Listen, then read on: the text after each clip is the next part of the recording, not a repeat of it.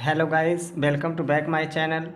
आज मैं आप लोगों के लिए हाई स्कूल विज्ञान का कुछ पार्ट लेकर आया हूं जो कि बोर्ड परीक्षा के लिए बहुत इंपॉर्टेंट है। तो आप सब वीडियो पे बने रहिएगा और वीडियो को लास्ट तक वॉच। ये क्वेश्चन आप लोगों के लिए बोर्ड एग्ज़ाम के लिए बहुत इंपॉर्टेंट है, तो वीडियो पे बने रहिएगा। अगर चैनल पर नए होंगे तो चैनल को सब्सक्राइब जरूर कर लीजिएगा और बेल आइकन को प्रेस करना ना भूलें ताकि अगली आने वाली वीडियो की नोटिफिकेशन आप सबको मिल पाए। साइंस में विद्युत धारा चैप्टर का एक पार्ट है प्रतिरोधकों का संयोजन। आज हम लोग इसमें श्रेणी क्रम और समांतर क्रम संयोजन के सूत्रों का निगमन करने वाला हूं। तो चलिए वीडियो की शुरुआत करते हैं। सबसे पहले हम लोग इसमें ये सीखते हैं कि श्रेणी क्रम संयोजन है क्या। इसकी परिभाषा को देख लेते हैं क्योंकि ये कई बार बोर्ड एग्जाम में हमारे क्वेश्चन आया हुआ प्रश्न है। तो श्रेणी क्रम कहते किसे हैं, इसको पहले जान लेते हैं। तो श्रेणी क्रम की परिभाषा हम लोग लिखेंगे कि श्रेणी क्रम में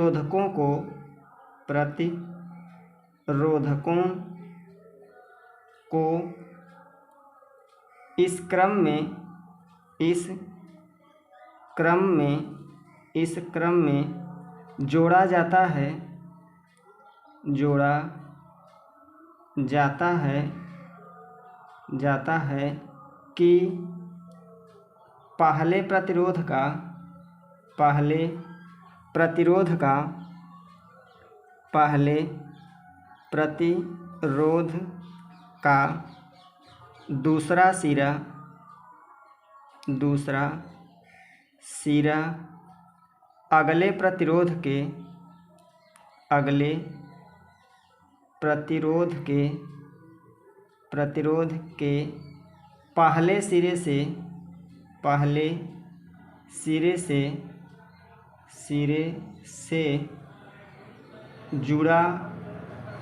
हो। इस क्रम को श्रेणी क्रम कहते हैं। इस क्रम को श्रेणी क्रम संयोजन कहते हैं। तो आप सबके पास ये एक परिभाषा है कि श्रेणी क्रम में प्रतिरोधकों को इस क्रम में जोड़ा जाता है कि पहले प्रतिरोध का दूसरा सिरा अगले प्रतिरोध के पहले सिरे से जुड़ा हो। इस क्रम को श्रेणी क्रम संयोजन कहते हैं। इसमें धारा का मान समान होता है। अब इसको हम लोग थोड़ा सा क्लियरली समझ लेते हैं क्या।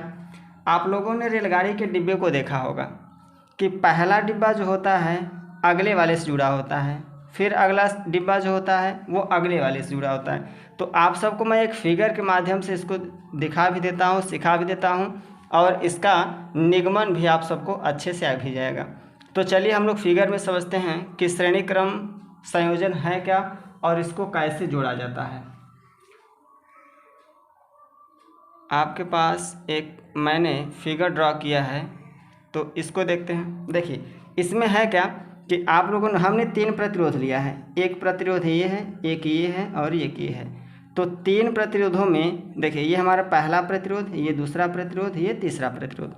ये पहले वाले प्रतिरोध का यहाँ ए बिंदु पर पहला सिरा है और बी बिंदु पर इसका दूसरा सिरा है। और इस प्रतिरोध का पहला सिरा यहाँ है और दूसरा सिरा यहाँ है। इस प्रतिरोध का पहला सिरा यहाँ है और दूसरा सिरा यहाँ है।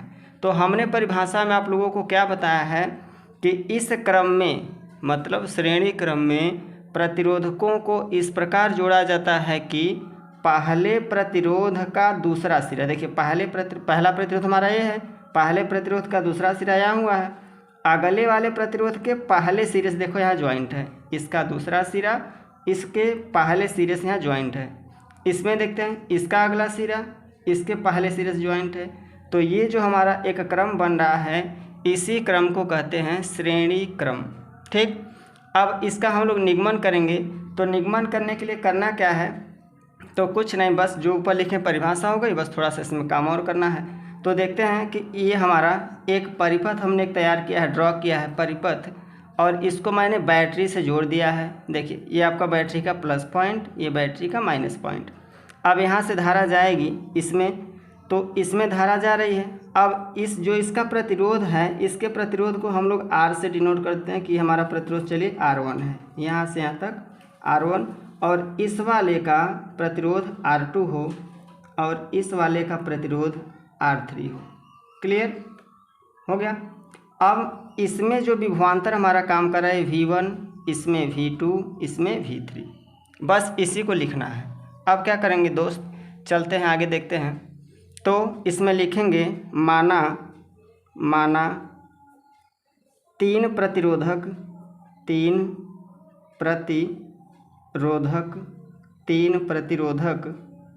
R1 था, R2, R3 श्रेणी क्रम में संयोजित हैं, श्रेणी क्रम में संयोजित हैं तथा इनके सिरों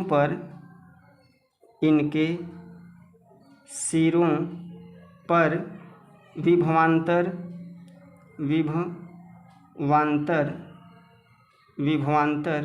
V1, V2, V3 व तुल्य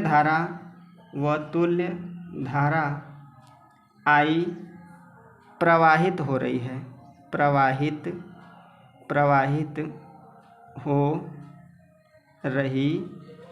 क्लियर।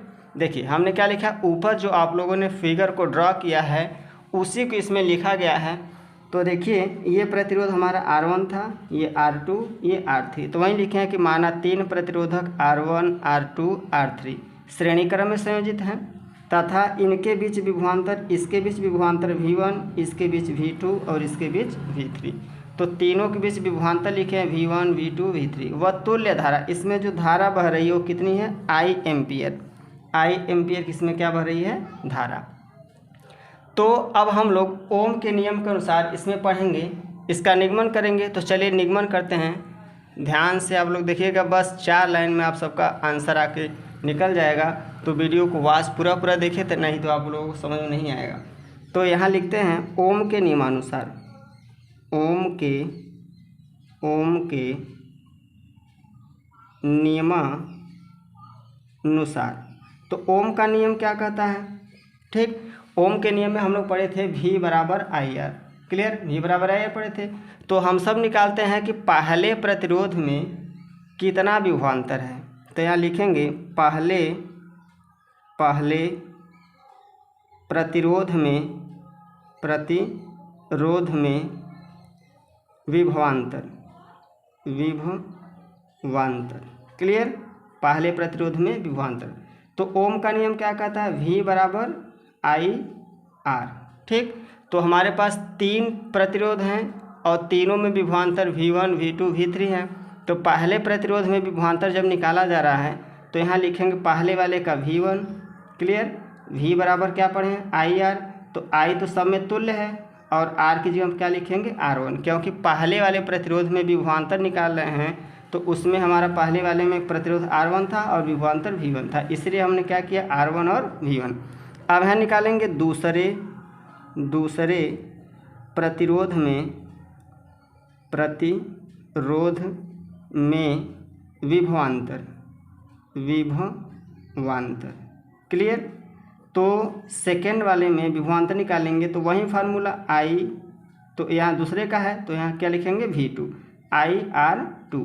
दूसरे वाले के निकाल रहे हैं विभवांतर तो V2 और उसमें प्रतिरोध कितना था, R2।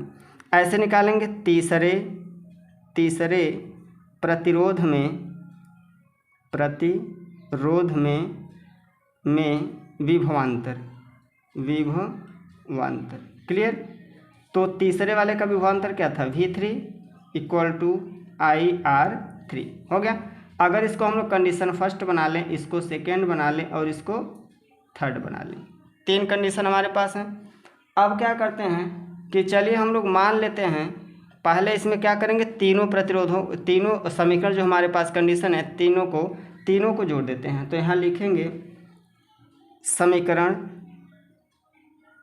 1 + 2 + 3, तीनों समीकरण को क्या करना है, जोड़ देना है। तो जोड़ेंगे कैसे, LHS पार्ट वाला LHS में जोड़ देते हैं और RHS पार्ट वाला RHS में जोड़ देते हैं। तो यहाँ लिखेंगे V1 plus V2 plus V3, क्योंकि इन सबको जोड़ना है, equal to IR1 plus IR2 plus IR3। हो गया। अब क्या करते हैं, इसमें थोड़ा सा मान लेते हैं कि माना परिपथ का विभवांतर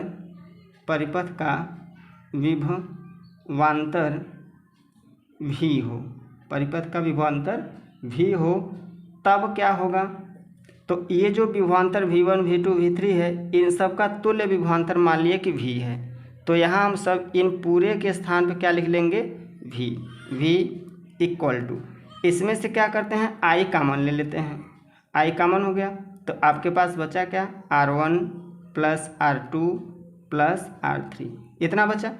अब क्या करेंगे, अब यहाँ से हम लोग I को इसके बटे में लाते हैं, इनटू का चिन्ह है तो कहाँ जाएगा, पक्षांतर करेंगे तो भाग के रूप में, तो V बटा I इक्वल टू, हमारे पास R1 बचा इस साइड, R2 प्लस में R3।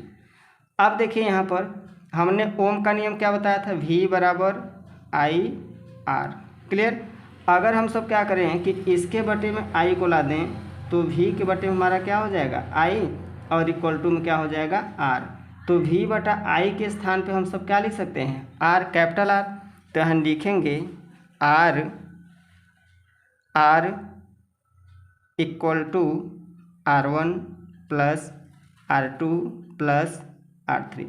अगर आपके पास और प्रतिरोध होते तो यहाँ dot dot dot dot dot dot करके हम लोग इसको क्या करते, ऐड कर देते।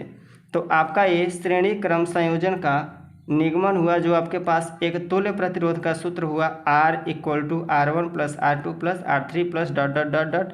अगर और प्रतिरोध होते तो इसको हम लोग आगे जोड़ देते हैं। तो आप सबको वीडियो कैसी लगी है, कमेंट बॉक्स में एक प्यारा सा कमेंट जरूर करिएगा और वीडियो को शेयर करिए। अगर अभी भी सब्सक्राइब नहीं किए हैं तो सब्सक्राइब जरूर कर लीजिएगा। मिलते हैं अगली वीडियो में। अगली वीडियो आप लोगों के होगा समांतर क्रम संयोजन का। तब तक के लिए वंदे मातरम।